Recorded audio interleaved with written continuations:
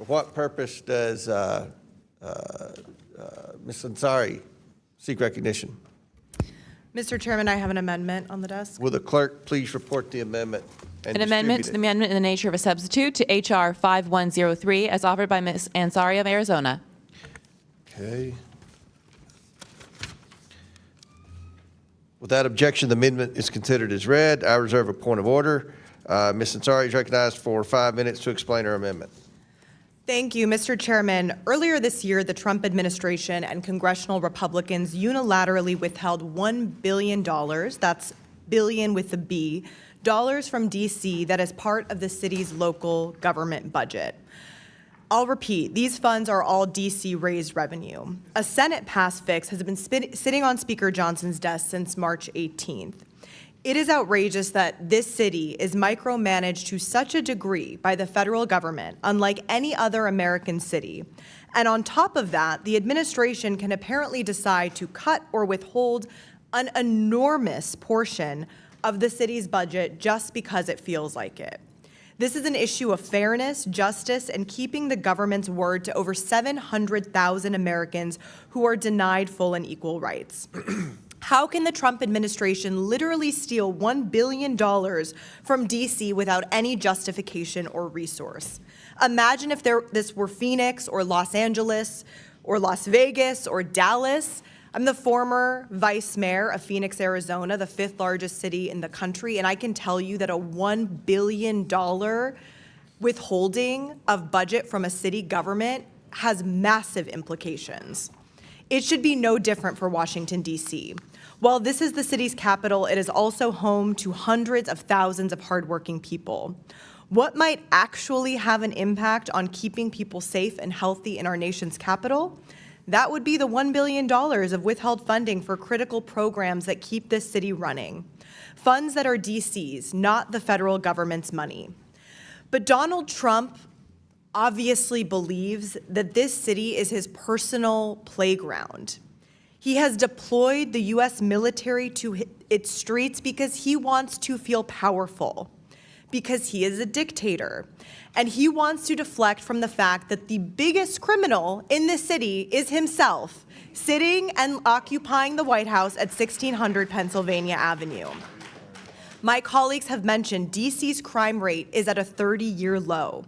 So what does Trump have our nation's service members, many of who've been taken from their jobs, from their families as reservists, what are they doing here in Washington, D.C.? He has them picking up trash, sitting around bored, directing traffic. I've seen this firsthand with my own eyes. It's been mentioned. The way it sounds from my colleagues, they're more worried about their own personal safety here. I can tell you I feel very safe here, walking around my Navy Yard neighborhood. But our president is more interested in photo ops and seeming like a tough strongman than he is about spending government resources on the programs and policies that keep us safe, whether that's investing in counter-narcotics programs or the Bureau of Alcohol, Tobacco, and Firearms. He has literally redirected counterterrorism and human trafficking resources away from their intended purpose and toward non-violent immigration offenses. So that's why I hope this committee can come together in a bipartisan manner to fix this grave mistake that is costing Washington, D.C. Making this right will make this city and region safer, stronger, and better for everyone. To not do so would be a violation of our responsibilities and a stain on this committee and Congress. Thank you, and I yield back.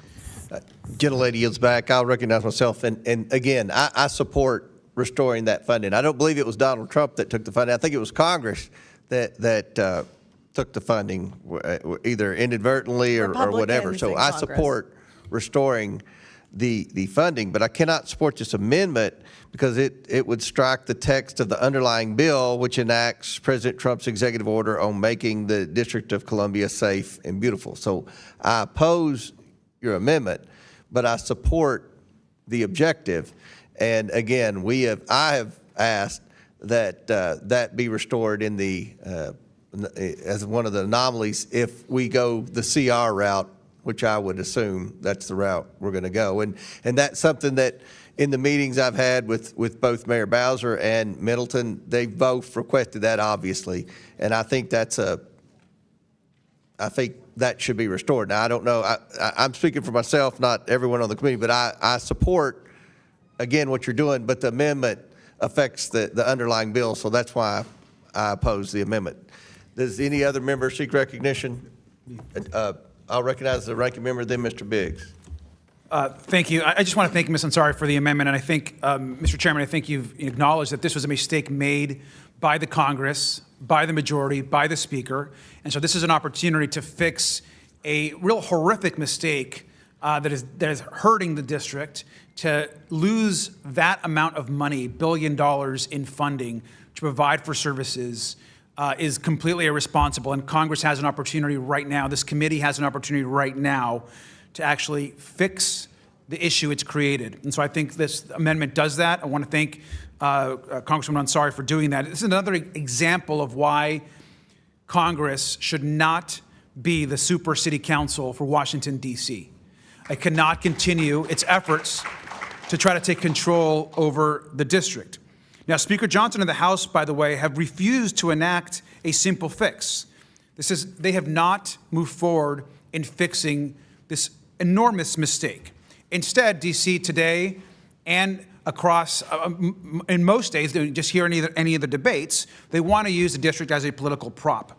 This bill froze $1 billion from the D.C. budget, threatening city services, and I do commend the community and the D.C. government for moving forward, even with this horrific cut and mistake. Now, we don't need National Guardsmen picking up trash if we just let D.C. use their own money to fund normal city services. We should fix this issue, which the amendment does, and I want to thank Ms. Ansari, and I urge a yes vote. Gentleman yields back. Chair recognizes Mr. Biggs from Arizona. Thank you, Mr. Chairman. And really what I'm doing, I've got some unanimous consents.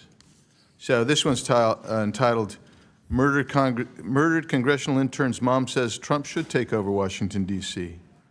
Trump's D.C. crime crackdown overwhelmingly benefits black Americans as homicides hit zero.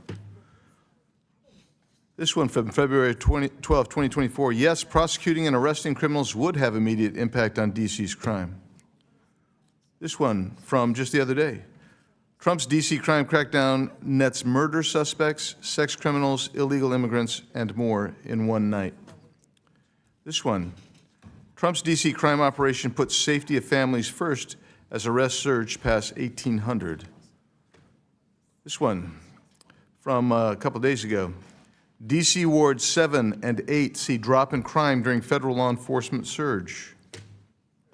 This one from 8 days ago. Trump's Labor Day crime crackdown in D.C. nets 70 arrests, including illegal aliens. This one. This was from last November. Police arrest man suspected in a dozen sex assaults in D.C.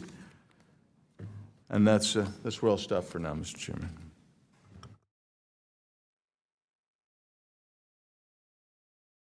Without objection, so ordered. Okay. Any other members seek recognition on the amendment?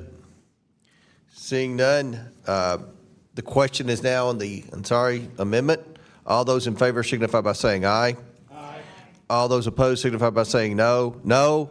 In the opinion of the chair, the noes have it, and the amendment is not agreed to. Request a recorded vote, please. A recorded vote is ordered by the ranking members. Previous